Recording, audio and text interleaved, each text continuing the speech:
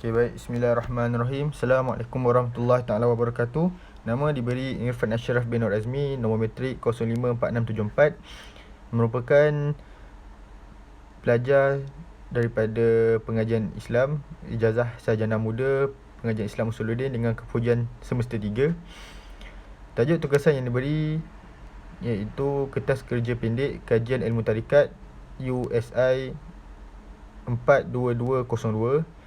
Tajuk yang saya kemukakan iaitu Ajaran Ilmu Syahadah dan Zikir Nafas Syekh Ismail Kasim. Pengenalan. Sebagai ringkasan, ilmu tarikat ini berasal daripada perkataan bahasa Arab iaitu tarikah atau turuk yang membawa masuk jalan. Tarikat merupakan satu jalan atau cara menuju kepada Allah untuk mendapat keridaan-Nya dengan cara berzikir dan mengingati Allah. Setiap ahli sufi mempunyai cara mereka yang tersendiri untuk mendekatkan diri kepada Allah. Kebanyakan mereka berhalwat, iaitu memilih tempat yang sepi dan sunyi untuk beribadah kepada Allah untuk mendapatkan kelazatan dalam ibadah mereka. Selepas mereka merasakan kelazatan ibadah mereka kepada Allah, para sufi turut menyampaikan amalan-amalan mereka ini kepada para murid mereka sebagai amalan harian.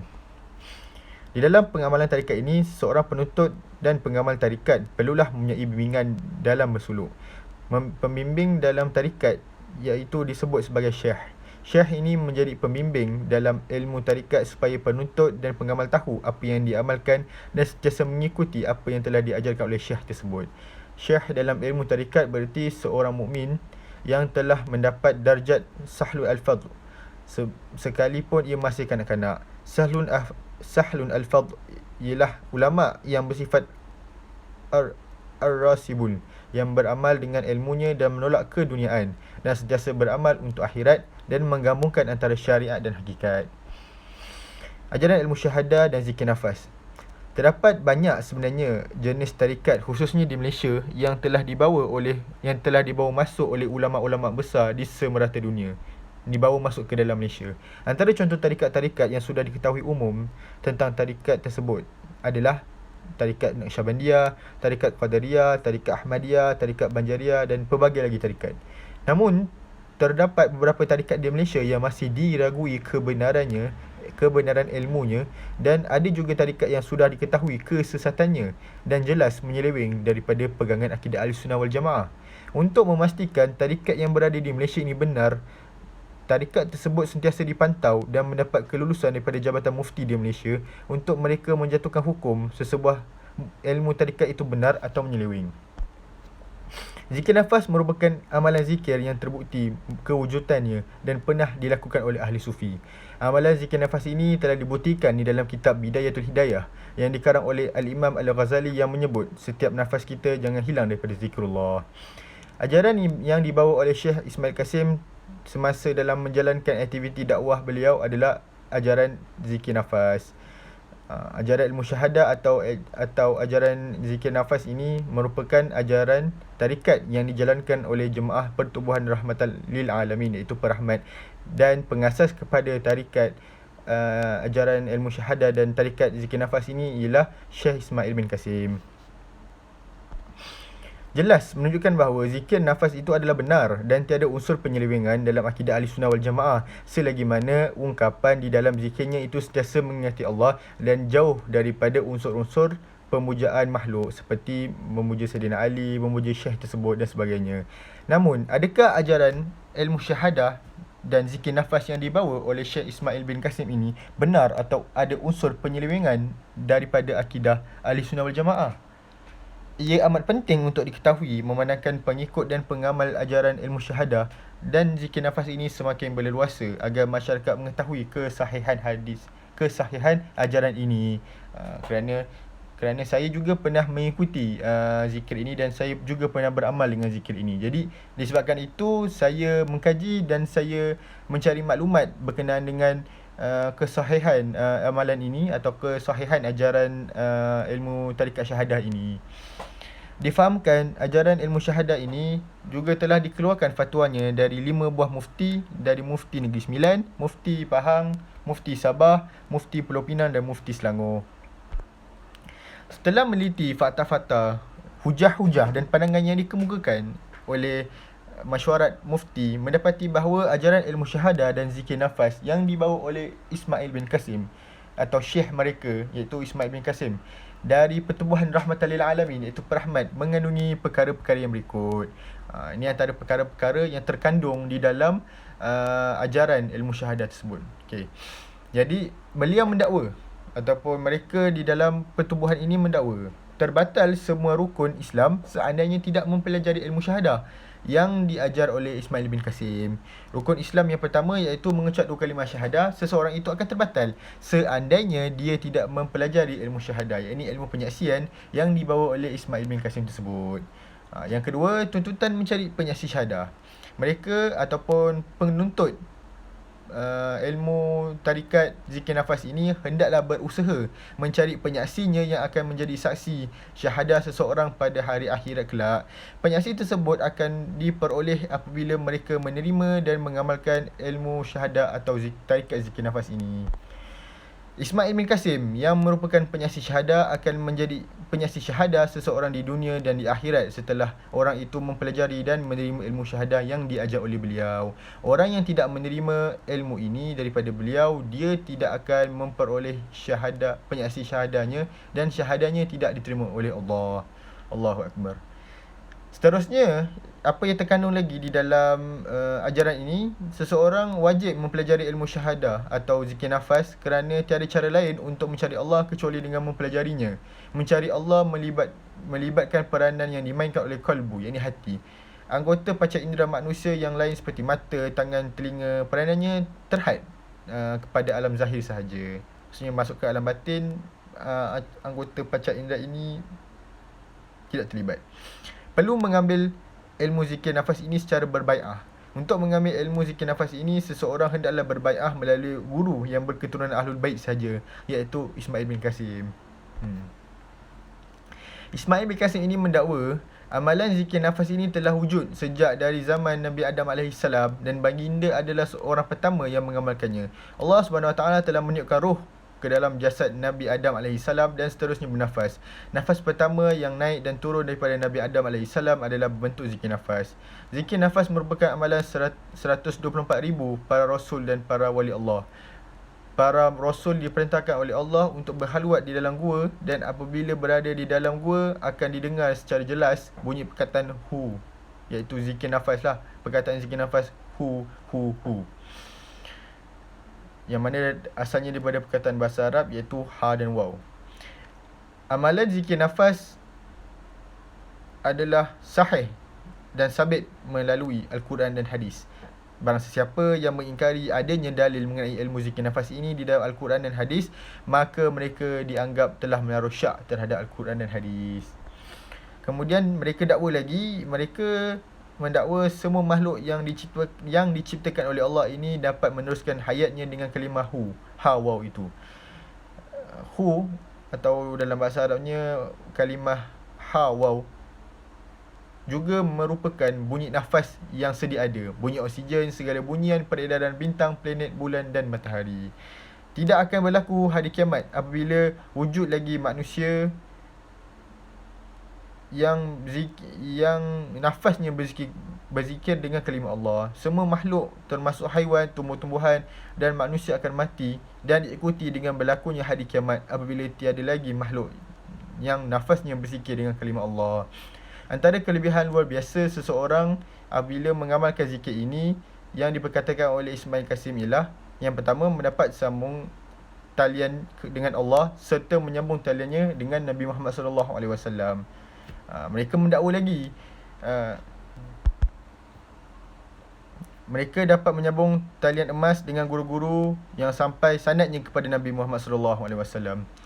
Kemudian mereka yang mengamalkan zikir nafas ini, zikir nafas akan terkawal daripada segala gangguan syaitan, iblis, jin, ifrit dan sebagainya, kerana mereka tidak akan dapat memasuki nafas seseorang yang berzikir.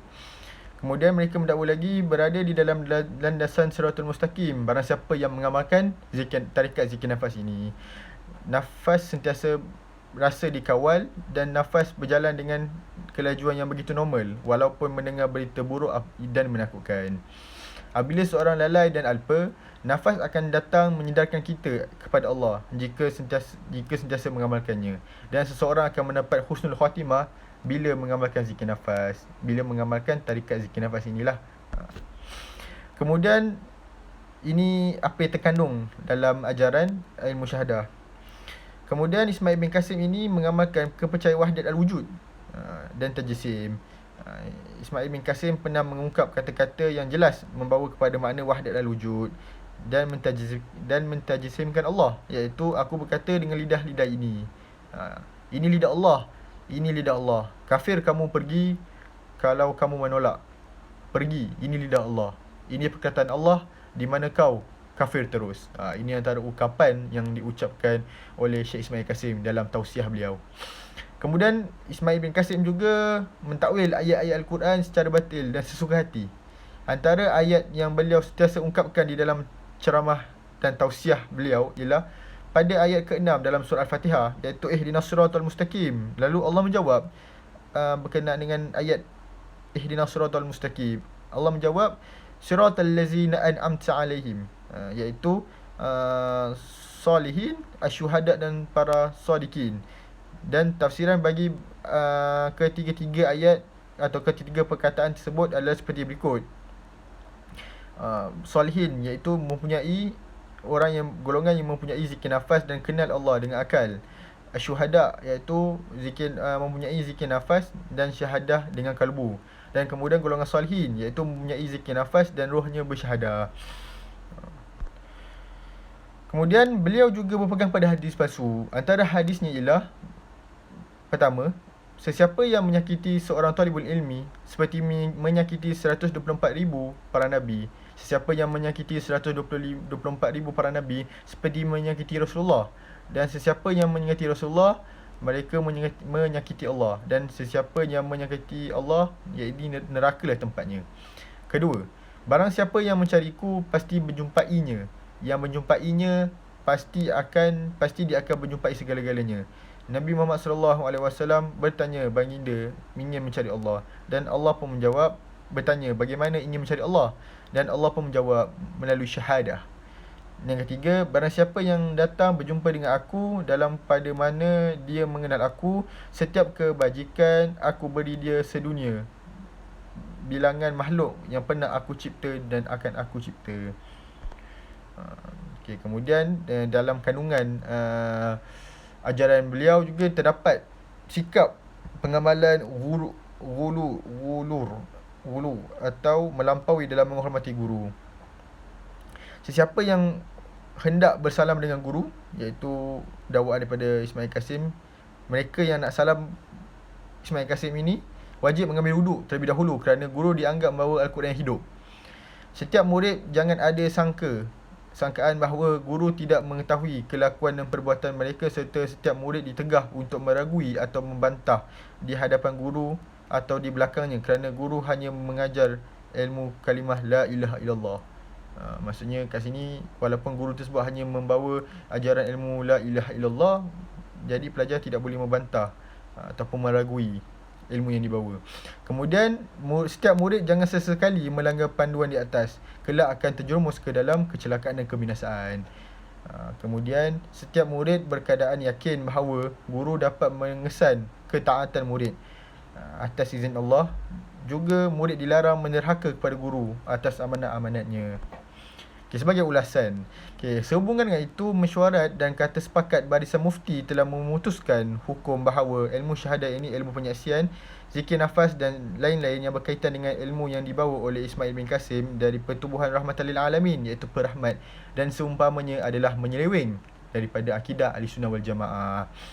Justru saranan daripada pihak mufti berkenaan dengan ajaran ini, masyarakat hendaklah menjauhkan diri daripada ajaran ini dan dilarang beramal dengannya. Mana-mana orang Islam yang telah mengamalkan fahaman dan ajaran ini dan sedar akan penyelewengan ajaran ini, hendaklah segera memohon taubat kepada Allah. Astaghfirullahalazim. Beliau mengatakan terbatas semua rukun Islam sekiranya tidak mempelajari ilmu syahadah yang dibawa oleh beliau. Di sini kita sebagai seorang manusia yang punya akal yang sihat, yang waras, kita boleh berfikir bagaimana pula akidah dan rukun Islam orang awam atau para ulama yang lain yang tidak mempelajari ilmu syahadah dan zikir nafas daripada Ismail bin Qasim ini. Kita sebagai manusia boleh berfikir. Jadi terbatal lah. Maksudnya terbatal lah kalau seandainya betul. Betul terbatal iman dan rukun Islam seseorang itu bila tidak mempelajari ilmu syahadah. Beliau mendakwa lagi, orang yang tidak menerima ilmu ini daripada beliau, maka dia tidak akan memperolehi penyaksi syahadanya dan syahadanya tidak diterima oleh Allah. Sekiranya apa yang beliau katakan seperti itu betul. Contoh seandainya, nescaya terlalu ramai umat manusia yang masuk ke dalam neraka disebabkan syahadah seorang itu terbatal dan tidak diterima oleh Allah. Lalu kita sendiri dikehendaki untuk mencari penyaksi di akhirat, iaitu penyaksinya adalah Ismail bin Qasim. Jadi saya mengungkapkan pertanyaan, kita sebenarnya di akhirat kelak kita mencari penyaksi syahadah kita ataupun kita mencari syafaat Nabi Muhammad SAW. Jadi di sini kita perlu meneliti akan kata-kata ataupun hujah yang terkandung di dalam ilmu tarikat zikir nafas ini. Kemudian Ismail bin Qasim telah mentakwil ayat-ayat Al-Quran secara batil, secara sesuka hati, serta kaedah penafsiran Al-Quran juga menyeleweng. Di sini jelas bahawa ayat-ayat Al-Quran itu tidak boleh sama sekali ditafsirkan atau ditakwilkan mengikut hawa nafsu atau logik akal semata, dengan hanya berpandukan logik akal, baik ayat muhkamat atau ayat mutasyabihat. Penafsiran atau pentakwilan ini mestilah dilakukan oleh para mufassirin, iaitu ulama-ulama tafsir atau ulama tafsir bil ra'i, iaitu perbuatan menafsir Al-Quran dengan menggunakan ijtihad. Hanya para mufassirin, iaitu pentafsir bil ra'i sahaja yang boleh menafsir Al-Quran. Kemudian hujah lain ataupun ini hadis berkenaan dengan mereka yang menafsirkan ayat Al-Quran sesuka hati. Rasulullah SAW bersabda yang bermaksud, sesiapa yang berkata sesuatu pada Al-Quran dengan menggunakan pendapatnya sendiri, maka bersiap sedialah tempatnya di neraka kelak. Ismail bin Qasim juga didakwa banyak berpegang kepada hadis palsu. Antara satu contoh hadis palsu yang beliau pernah ungkapkan sewaktu ceramah beliau ialah, barang siapa yang mencariku pasti menjumpainya, iaitu Allah. Yang menjumpainya, maka dia akan menjumpai segala-galanya. Nabi Muhammad SAW bertanya, bagaimana ingin mencari Allah? Dan Allah pun menjawab, syahadah. Sudah jelas bahawa hadis palsu sememangnya sudah bercanggah daripada sabdaan Nabi sendiri. Seandainya hadis yang digunakan hadis dhaif atau hadis hasan, kita masih lagi boleh beramal dengan hadis tersebut dan boleh mempercayainya lagi. Ini apa yang dikatakan oleh Nabi Muhammad SAW sendiri dalam hadis beliau, dalam sabdaan beliau. Beliau berkata, sesungguhnya berdusta ke atas namaku bukanlah seperti berdusta ke atas nama orang lain. Sesiapa yang berdusta ke atas namaku dengan sengaja, maka siap sedialah tempatnya duduk di dalam neraka. Na'udzubillah min zalik. Sebagai penutup, pengamalan tarikat ini tidak menyimpang. Pengamalan tarikat ini sebenarnya tidak menyimpang daripada landasan syiar Islam yang sebenarnya selagi mana kandungan dalam tarikat tersebut tidak mengandungi unsur penyelewengan. Maksud di sini, tarikat ni sebenarnya bukan tarikat inilah, maksudnya tarikat semua. Semua tarikat ini tidak menyimpang. Jika kita mengamalkan bermacam-macam tarikat atau kita mengamalkan tarikat-tarikat di Malaysia ini, yang ada di Malaysia, tak salah untuk kita mengamalkan tarikat sebenarnya. Selagi mana tarikat ini tidak menyeleweng daripada akidah Ahli Sunnah wal Jamaah dan mengikut landasan agama Islam yang sebenar. Tetapi dalam kes yang dibincangkan di atas, penyelewengan tersebut banyak berlaku di luar tarikat, seperti melampau dalam menghormati syekh, melampau dan dalam menghormati syekh, iaitu guru tersebut lah. Dan ungkapan dalam tausiah serta ceramah Ismail Qasim ini banyak, seperti banyak yang menyalahi syiar Islam, seperti menyalah tafsirkan ayat Al-Quran dan menggunakan hadis palsu. Zikir nafas dalam tarikat itu wujud sebenarnya, tetapi jangan sampai hanya kerana kita mengejar nama, sebuah syekh tersebut mengejar nama dan mahukan pengikut yang ramai sehingga melakukan penyelewengan dalam akidah dan agama Islam ini sendiri. Akibatnya nanti boleh menyebabkan salah faham dan kecelaruan dalam masyarakat serta menimbulkan fitnah dan mengganggu keharmonian dalam masyarakat Islam. Jadi banyak kesan buruk sebenarnya apabila kepercayaan akidah kepercayaan tarikat ni, bila kita banyak mengikut tarikat yang menyeleweng, akan menyebabkan perpecahan, banyak pendapat-pendapat dan keluarnya mazhab baru, keluarnya pecahan baru. Jadi ini yang akan menjadi permasalahan dan pergaduhan dan mengacau keharmonian masyarakat Islam di Malaysia. Jadi cukup saja daripada saya, cukup sekadar itu. Wabillahi taufiq wal hidayah. Wassalamualaikum warahmatullahi taala wabarakatuh.